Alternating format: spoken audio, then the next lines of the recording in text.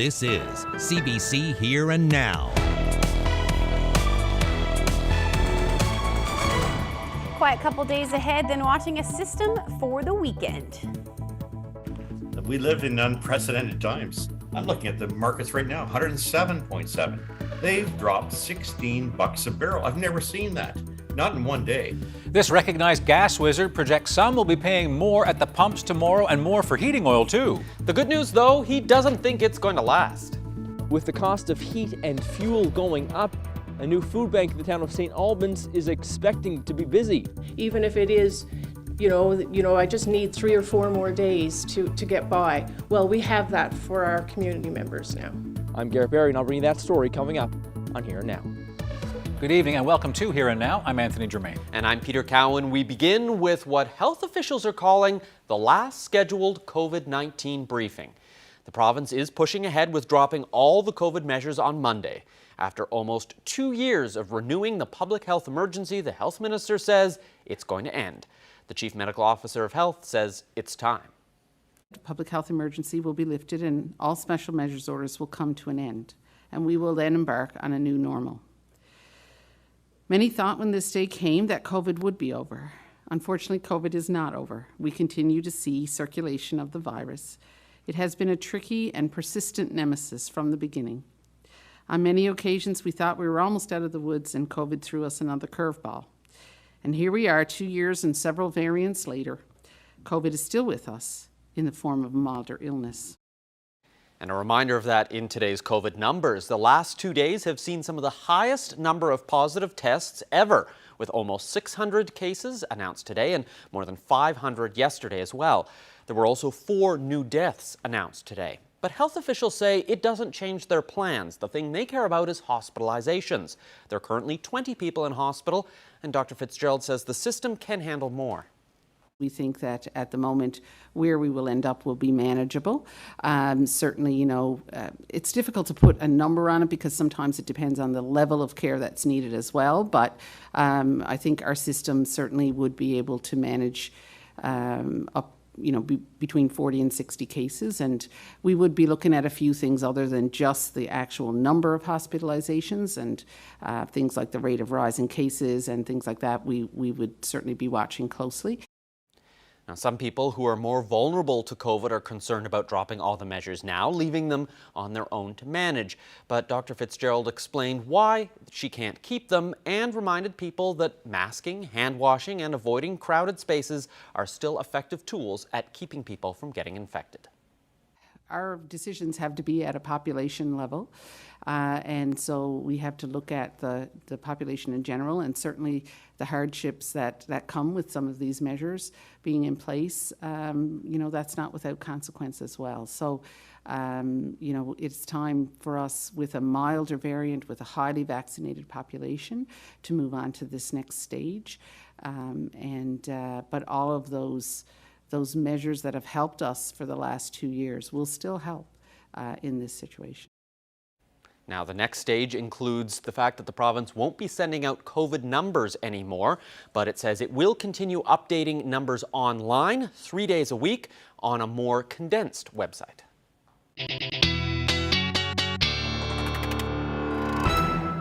Well, it's a pretty beautiful evening out there right now in St. John's. -1, feeling more like -8. But the good news is that those winds have finally eased. Yesterday or last night, I should say, winds quite strong out there, topping out at about 106 to 108 for St. John's, 111 kilometers per hour for Cape Brace, and then even Bonavista was seeing those numbers upwards of 107 kilometers per hour. Now, not a whole lot happening weather-wise. We're under a ridge of high pressure right now, or at least the ridge of high pressure is to the south. We got lots of cold air in place.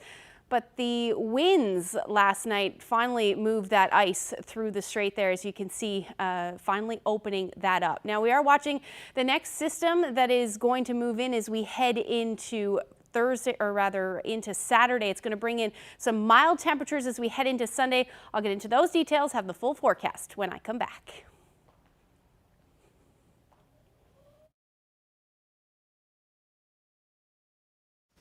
What started as a program for Christmas hampers has grown into a full-blown food bank in the town of St. Albans. The Bay d'Espoir Community Food Bank has been open for just under a month. Here now's Garrett Barry takes us there. The goods are packed and ready to go.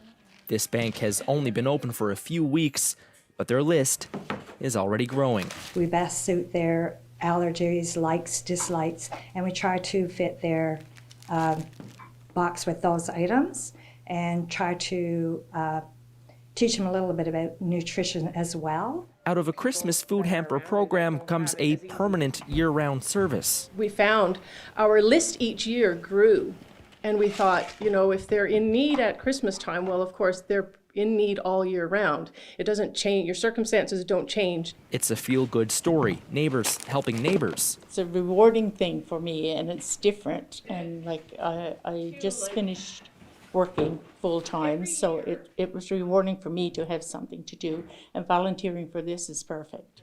But what does it say about our economy and our community?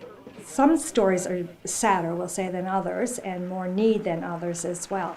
So a lot of that has to do with reflection on the economy and the state that we're in right now with the increase in prices of everything, especially food, electricity.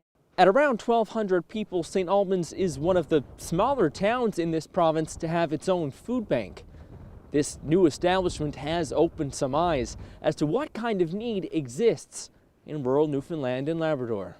We have seniors that find it hard to pay their light bills, and so they need a little help with food. I think more small communities should open up food banks because with the economy going the way it is and bigger centers being further away, more and more people are going to be in need. The good news, the community is on board, adults and children. Students themselves started realizing that, well, there's hunger in the world, but we also have hunger here in our community because our community food bank had started, and they did set a goal for themselves. The students themselves came up with the idea. They wanted to collect donations at the school level to bring over to the food bank.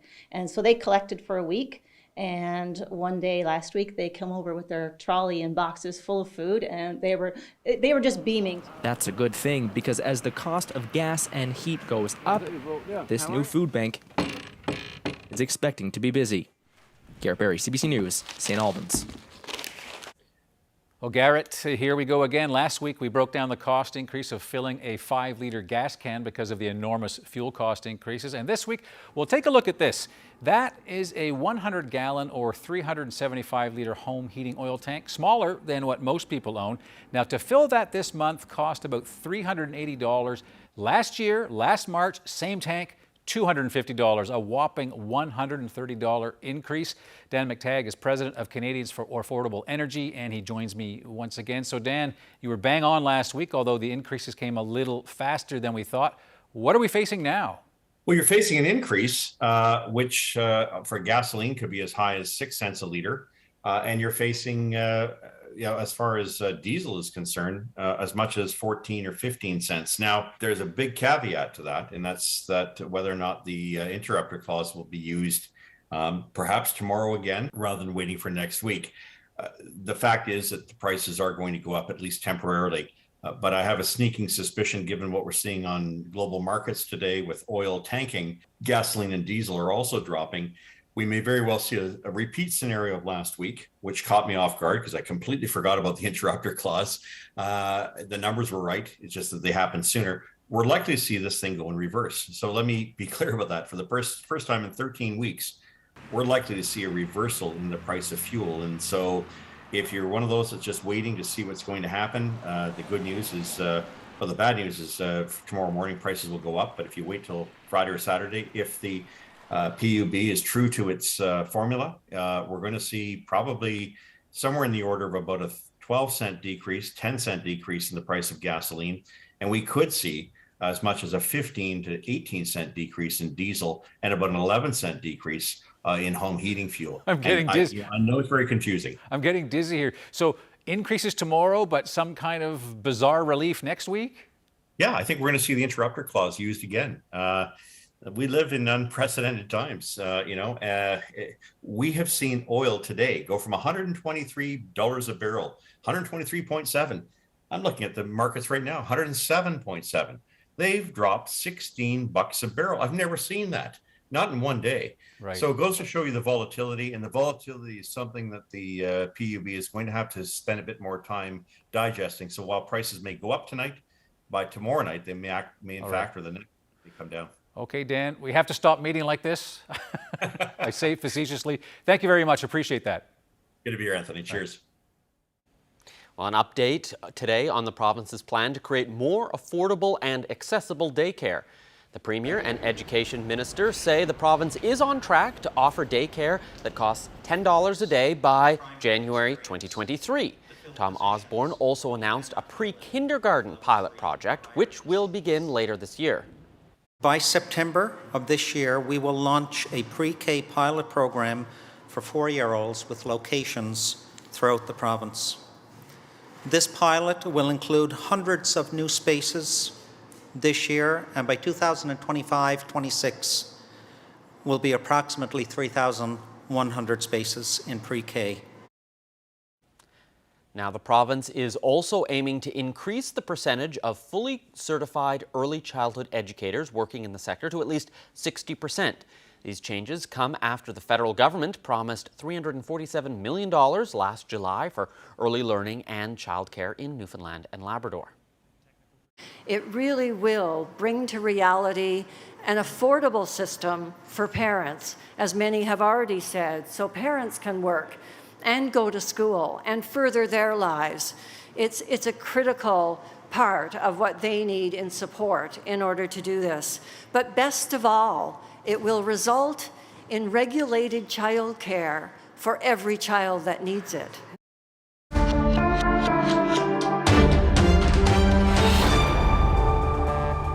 Local business Blue Drop has 6 employees based in Ukraine, and as we reported last week, that company is raising money for its workers there. Those people work as designers, senior IT professionals. They also mentor local staff. Pavlo Pastushenko is one of those employees. He is in Lviv, and despite the escalating dangers, he says he's staying where he is. I'll be staying here. I'll be helping with, people that are, trying to defend our country, and I need to do anything in my power to kind of make sure that they have everything and they have our support. So I can't just imagine, going somewhere. I mean, I guess time will tell, but I'm really sure that we will survive. Now, we'll have more of Anthony's conversation with Pavlo Pastushenko ahead in about 20 minutes on Here and Now. The Prime Minister is in Germany today as he continues his European tour centered around building support for Ukraine. He met with German Chancellor Olaf Scholz and spoke on the phone with the Ukrainian president. This morning I spoke with President Zelensky and highlighted once again the strength and determination of the Ukrainian people and told him that Canada will soon be sending highly specialized equipment to them, and invited him to address Parliament in Canada. And he accepted. The specialized equipment Trudeau mentioned will include Canadian-made cameras for surveillance drones. The Prime Minister also visited a Holocaust memorial and the iconic Brandenburg Gate, the site of a Cold War-era checkpoint between democratic West Berlin and communist East Berlin. Along with concerns about Ukraine, Trudeau spoke with German leaders about foreign policy, trade, and fighting climate change. All right, back home in local news, it appears the shift to clear plastic garbage bags has paid off for the city of St. John's. It says recycling numbers are way up. The switch to the see-through bags came into effect in January, and already the city says there has been a dramatic increase in how much recyclable material is being kept out of the landfill. Between January and February, the city collected nearly 580 tons of recycling. That's up from 343 tons just the year before, though there were some disruptions to collection last year during the pandemic. The city says recycling is up somewhere between 30 and 40%. Heavy board! Solid. Whoa. Clean! Team Guju continues its undefeated run at the 2022 Brier in Alberta. The team from St. John's took down Team Manitoba late last night, scoring that one 9-6. Team Giju sits at 5 wins and 0 losses and is on top of the leaderboard in Pool B. The rink is currently on the ice taking on Team Nova Scotia, by the way. Now, the other team from this province, Team Young, unfortunately, they lost earlier today and currently sit at 1 win and 5 losses.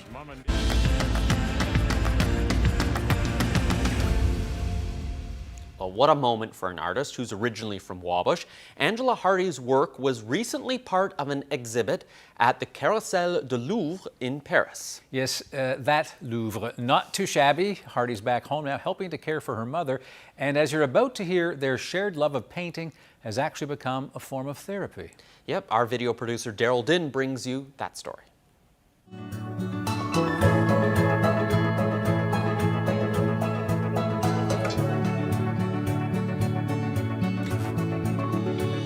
Being back home is, as an artist, is a whole other ballgame. When I first arrived in Labrador West in August, I took to walking this trail. I've always been a huge nature buff. I love hiking. I love painting nature, actually. So being able to do that while I'm home is not just getting the resource material is therapeutic, but getting to paint the paintings.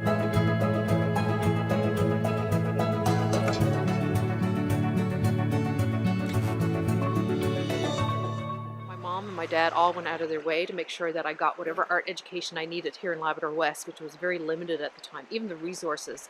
I can remember having one art history book that was really old, and it was the only thing that I had that would tell me about art, because this is pre-internet. It's interesting that we are probably more creative now, both my mother and I, than we ever have been in our life, and it's under such stressful situations.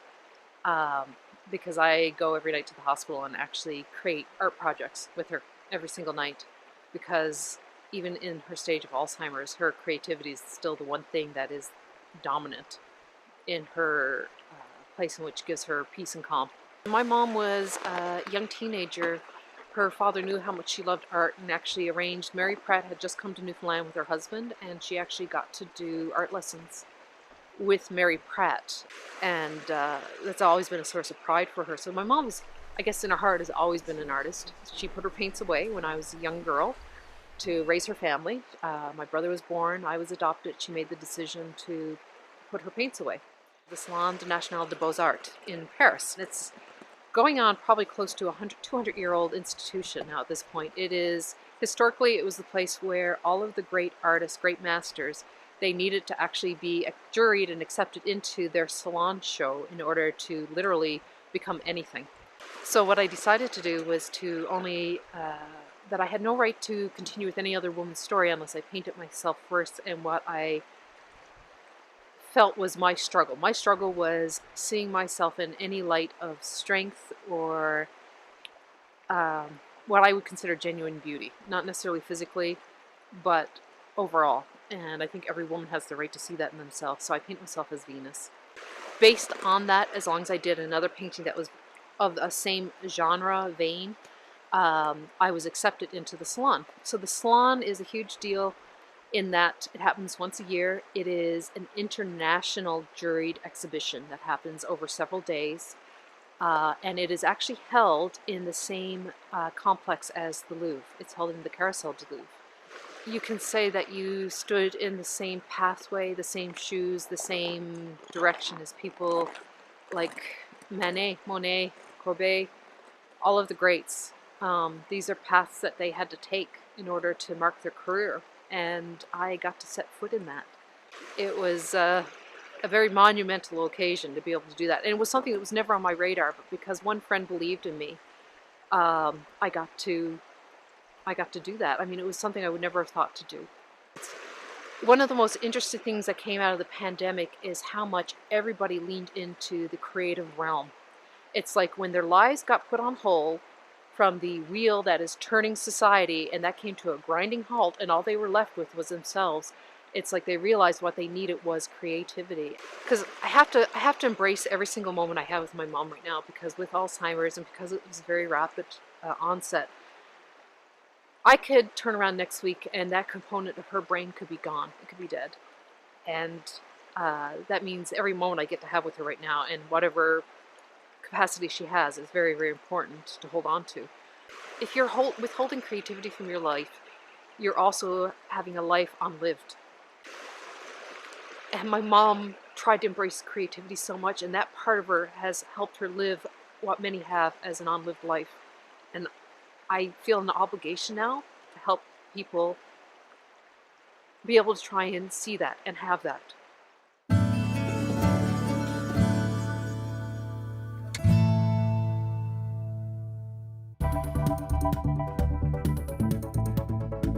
Well, we're in the freeze pattern now, but a bit of a thaw coming as we head towards the weekend. I'll have the full forecast coming up.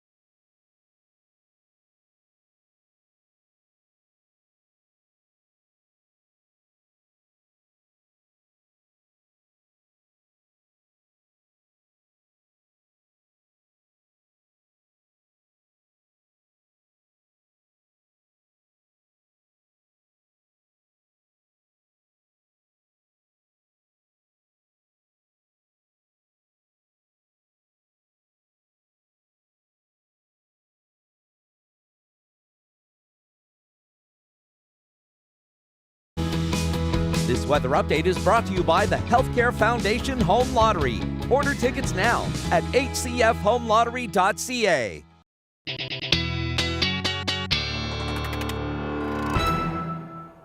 Well, before we get to the forecast, I've got a video that I want to show you from the West Coast. Take a look at this. Yeah, this was shared by Earthspace 101 on Twitter, taken in Wiltondale. Just look at all of that snow. Wow. This is kind of what happens after 16 hours of heavy snow squalls and blizzard conditions. Right up to the eaves there. That is incredible footage. Very incredible. Thank you so much for sharing that with us. Mostly the West Coast is where we saw all of that weather for the most part. It was very windy, though, as I mentioned a little bit earlier. For the eastern half of the island, temperatures today, though, much nicer, hovering around 0 degrees, much less windy as well for the island. -1 in Gander.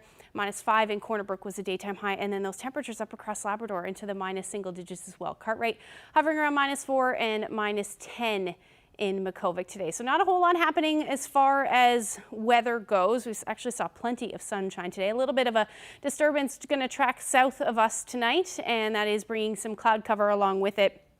Generally only down through the southern half of the island, though. So temperatures right now currently sitting into the minus double digits up in Happy Valley, Goose Bay, -15, -20 in Makkovik is what it's feeling like.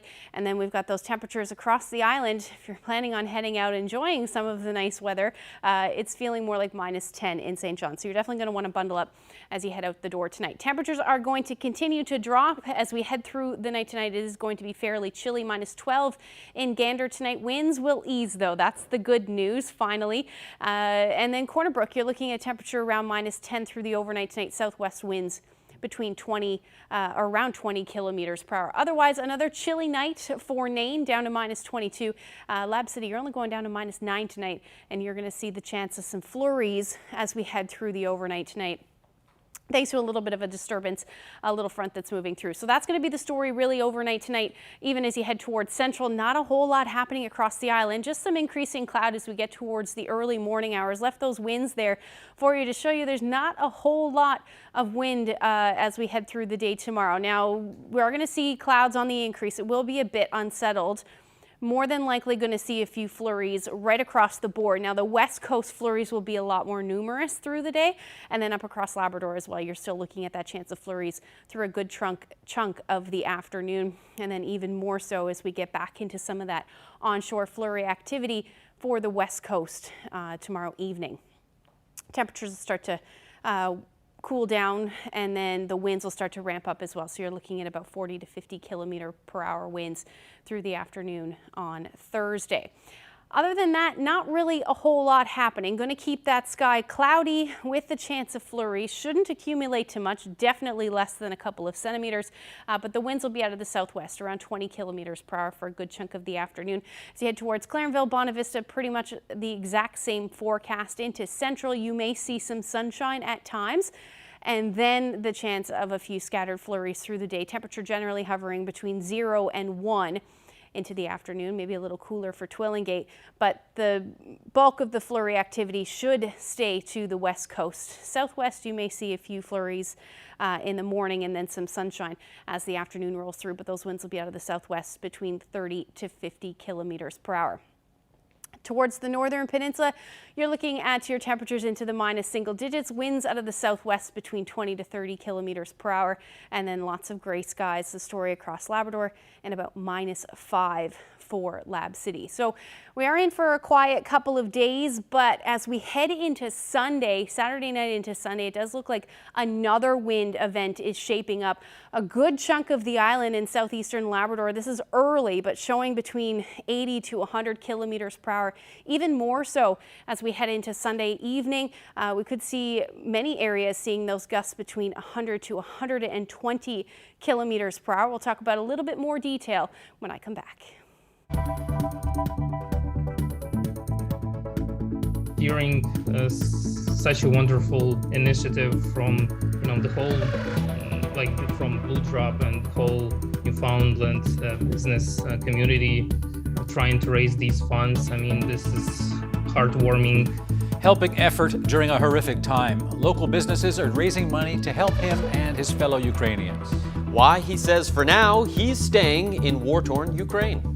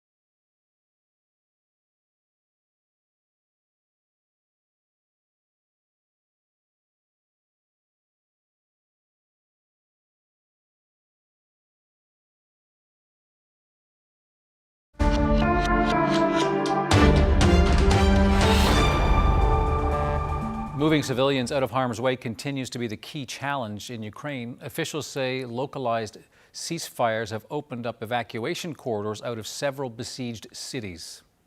It was so terrible, and my parents, I left my parents in Sumy.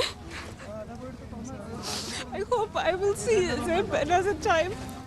About 7,000 people have been able to escape from the northeastern city of Sumy. The city's mayor says more people are leaving in their own cars.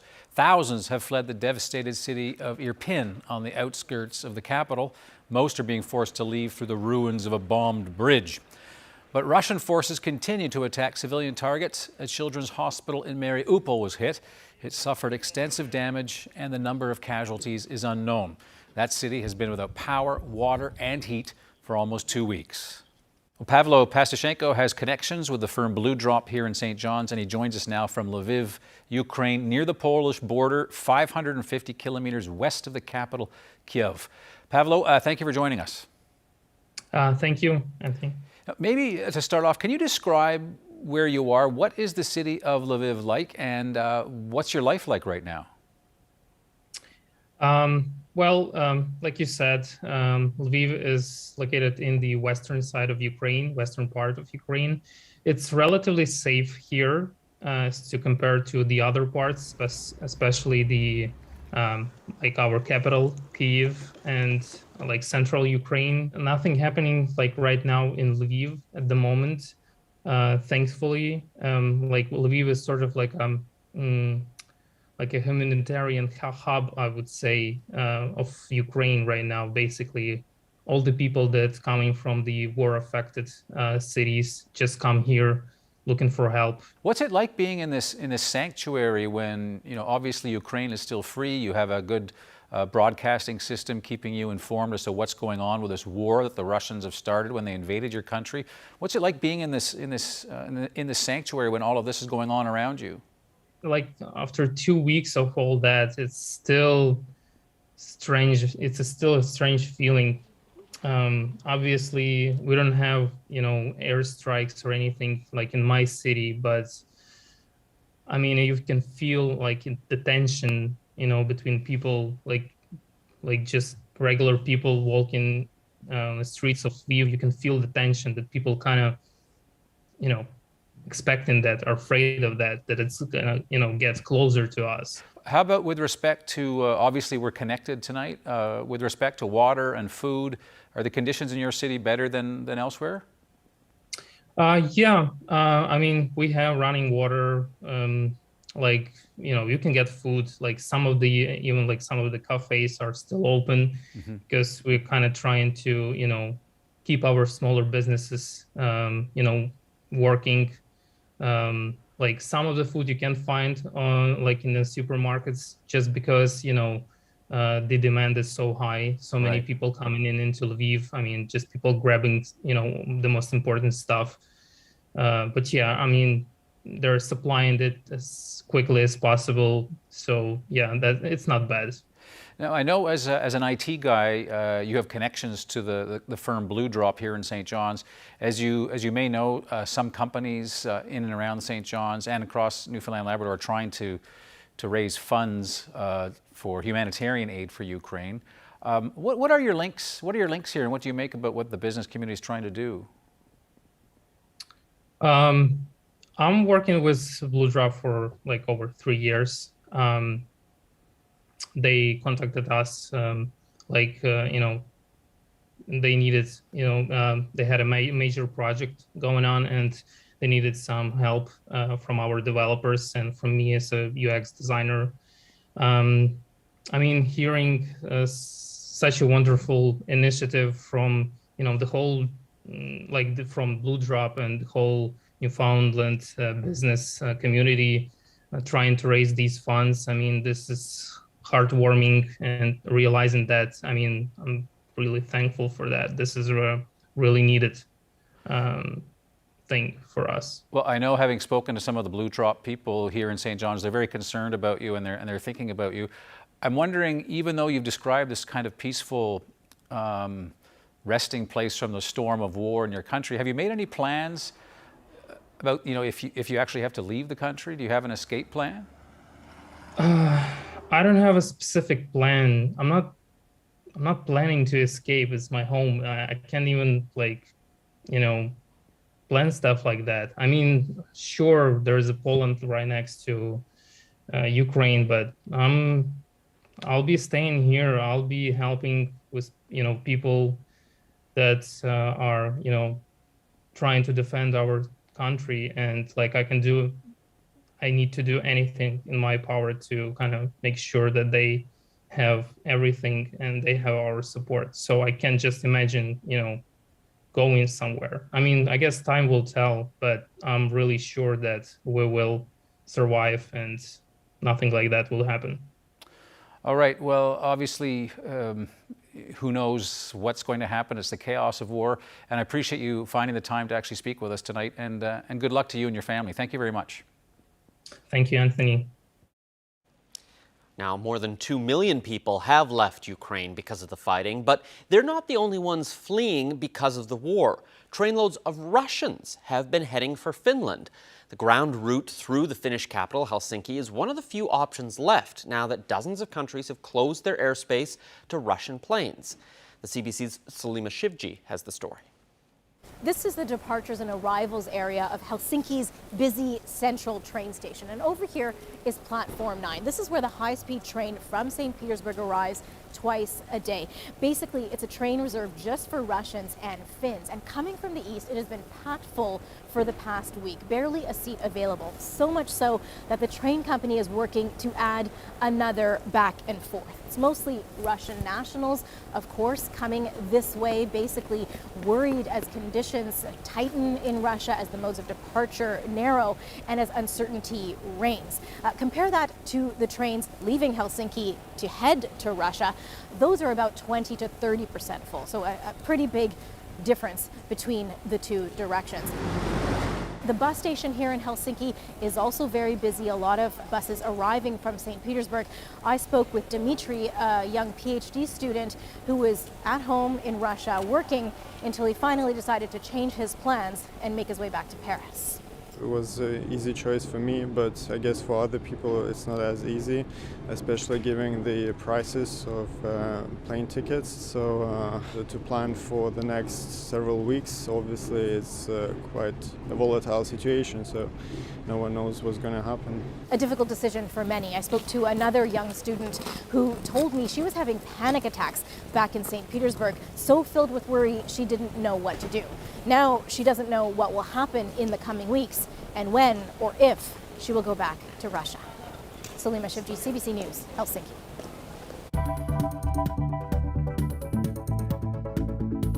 And the rule was this: if you didn't go to church, you weren't allowed to go to the movie. 10 cents is what it cost in Ballorem. In the smaller places where money was even scarcer, it was a nickel. It was 5 cents. Yep, those were the rules. You don't stay for the service, you don't get to see the show. Meet the traveling minister who brought the big screen to Fortune Bay in the 1950s.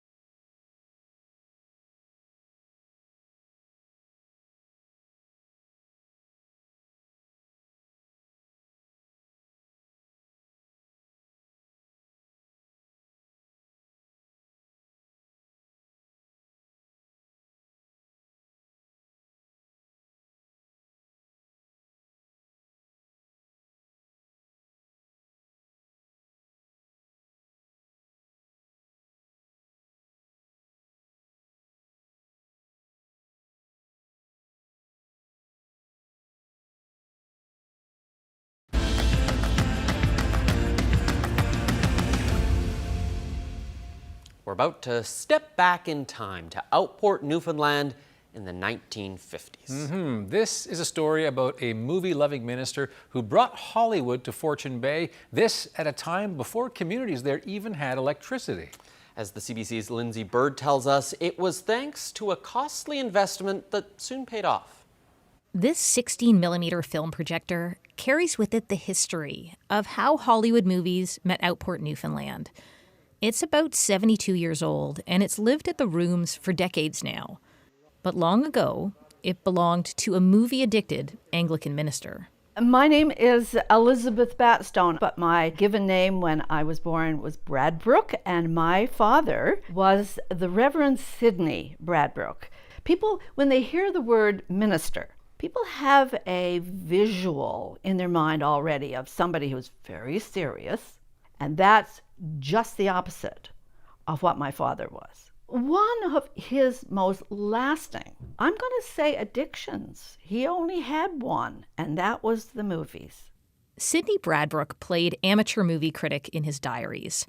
He kept notes of just about every movie he saw in the 1920s and 30s, from silent movies to Hollywood musicals. But when he became an Anglican minister in the Fortune Bay area, based out of Belorem, his movie addiction met 1940s Newfoundland reality. There were no movie theaters and not even electricity. In his ministry, he served only in the outports of Newfoundland. He had 19 places that he was responsible for going, only by boat, no road connections. Around 1952, Liz says her dad took steps to end his movie drought. On a trip to St. John's, he met up with a friend who happened to be in the movie projector business.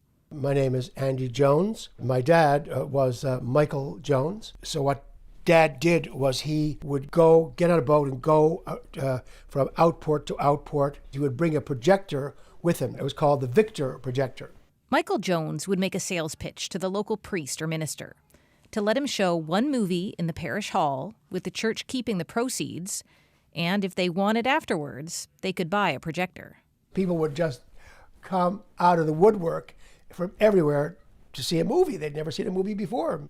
Michael Jones started selling Victor projectors out of a storefront in St. John's. Sidney Bradbrook bought one and brought it home to Belorem, where his wife Mary was not impressed. I heard her say with a tone of disbelief, "You bought what? We don't even have electricity here, Sidney. And the cost?" And you know, I don't remember what he said. But whatever it was, Mom gasped. And he said, "But I've got a plan, Mary." And he did. He did have a plan. Sidney brought the projector along on his rounds of the parish, making sure everyone knew there'd be a movie, but only when Mass was done. If you didn't go to church, you weren't allowed to go to the movie. 10 cents. 10 cents is what it cost in Belorem. In the smaller places where money was even scarcer, it was a nickel. Liz says her dad paid off the projector within a year, showing all the classics. The sun's in my heart and I'm ready for love. Singing in the Rain, The Snows of Kilimanjaro, High Noon. They were just such wonderful treats for people to see. They not only got entertainment, but they got an education. They were exposed to places in the world and ways of life, things that were totally foreign to their own experience. Liz held on to the projector long after her dad died, along with the cover her mother knit for it to keep it safe on its Fortune Bay boat rides. Eventually, she donated all of it to the Rooms, where it still is today. Liz and Andy bonded over email about their dad's shared love of the movies. They've never met before now.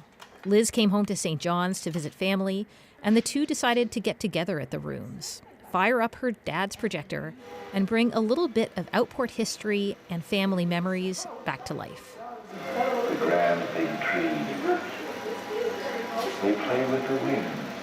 For me, it was very emotional. I was a little bit surprised, actually, seeing this projector with the cover on it that my mother had made all those years ago.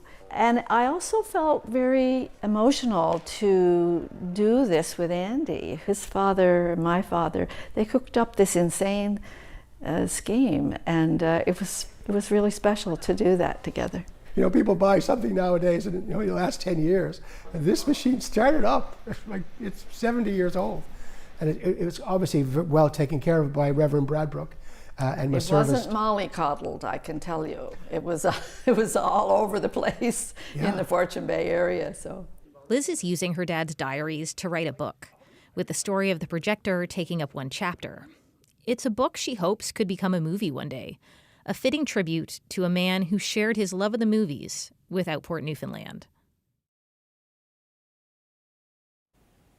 Wow, what a story. Thanks to our Lindsay Bird and editor Danny Arsenault for putting that together. I can almost see that. It reminds me a bit of, The Grand Seduction, except maybe instead of a doctor coming to town, you've got a minister and he has a movie. Yeah. I can see that coming together. With a great bait and switch tactic to lure people to church and then charge them to go to the movies. Brilliant, brilliant.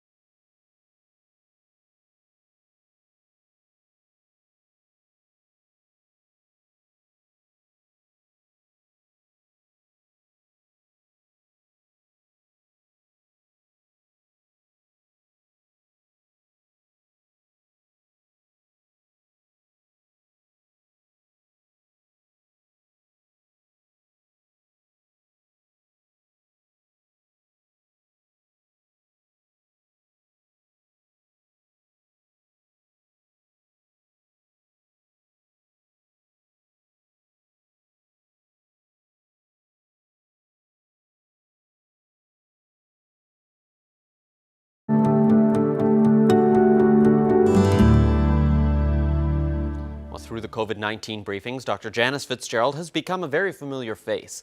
Today, she did her last scheduled briefing, and it got a little emotional.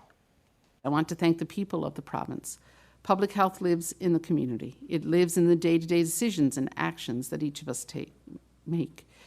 You made the choice to listen, follow the guidance, and get vaccinated. You made us the most highly vaccinated population in Canada and perhaps the world. You did what you needed to do to protect one another. And that's what we are best known for, and I'm so proud to call this place home. We may not agree on all things all the time, but it is certainly fair to say that we care deeply for this province and for one another. That is the beacon we must follow moving forward. I know that whatever comes our way, we can rely on the people of our province to step up and do what's right. And from the bottom of my heart, I thank you. And for the last time, I hope, hold fast, Newfoundland and Labrador. I noticed you got a little emotional there at the end of your prepared remarks. What's sort of going through your mind, and why is this an emotional moment for you? So I think it's been a long, hard 2 years, and I think everybody is sort of getting to a point where, it's been, everybody is ready to kind of move on. And, I think it's just thinking about what we've accomplished and what we've done as a province. It makes me very proud. So I tend to be an emotional person, and that's, that's the way I react. There's really nothing much more to it than that.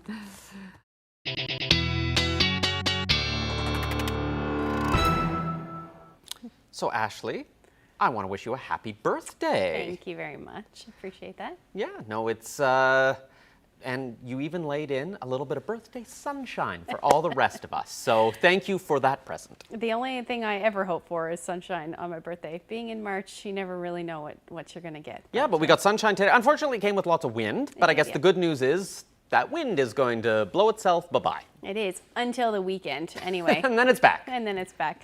But let's take a look right at, we're starting to look ahead to the weekend already. Friday, particularly, temperatures on the way up as well.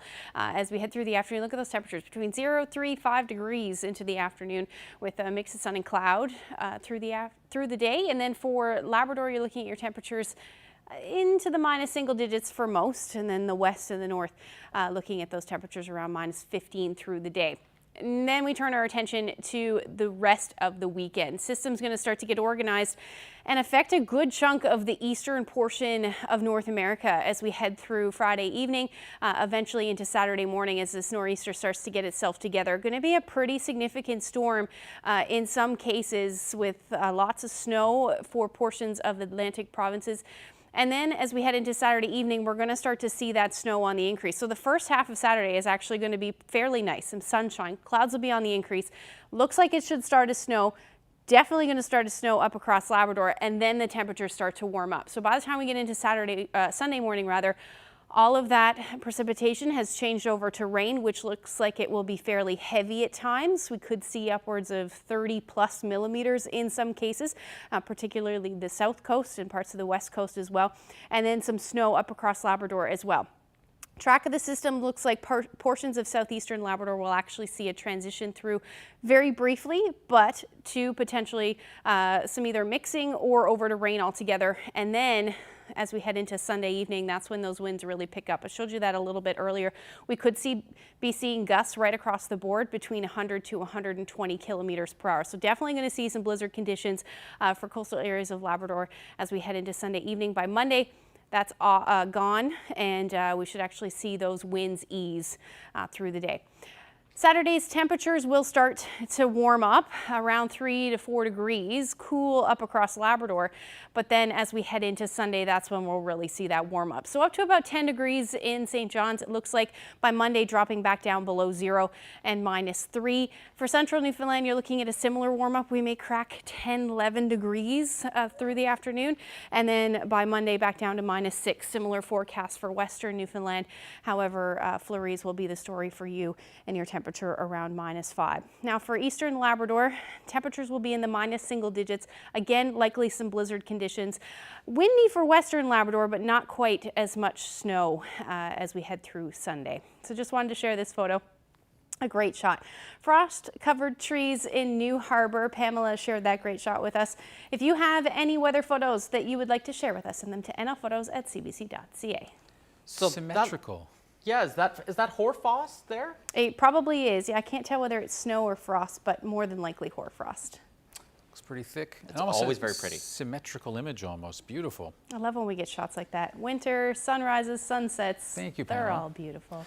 So it's your birthday, Ms. Brawweiler. Congratulations. Thank you. I know Peter already drew attention to this, so I'm looking forward to having the crew give you the bumps after the show. Yeah. That? Okay.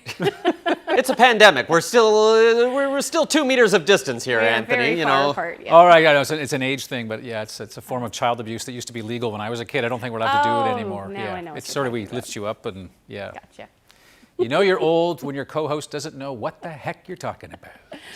Tell us more about back in your day, Poppy. Yes, no, giving her the bumps is not some kind of disease. It was sort of like, anyhow, I'm getting out of here. Goodbye. So long. Well, thanks everyone for watching. Have a great night. Good night.